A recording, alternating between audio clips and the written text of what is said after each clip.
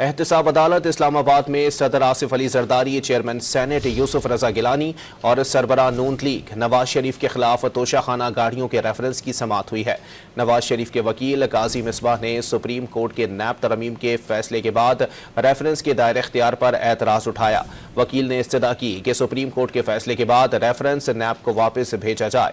عدالت نے وکیل صفائی کو دائرہ اختیار سے متعلق درخواست جمع کروانے کی ہدایت کرتے ہوئے سماعت 30 اکتوبر تک ملتوی کر دی۔ احتساب عدالت اسلام آباد میں صدر آصف علی زرداری، چیئرمین سینٹ یوسف رضا گیلانی اور سربراہ نون لیگ نواز شریف کے خلاف توشہ خانہ گاڑیوں کے ریفرنس کی سماعت ہوئی ہے۔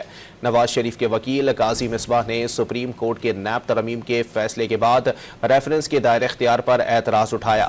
وکیل نے استدعا کی کہ سپریم کورٹ کے فیصلے کے بعد ریفرنس نیب کو واپس بھیجا جائے۔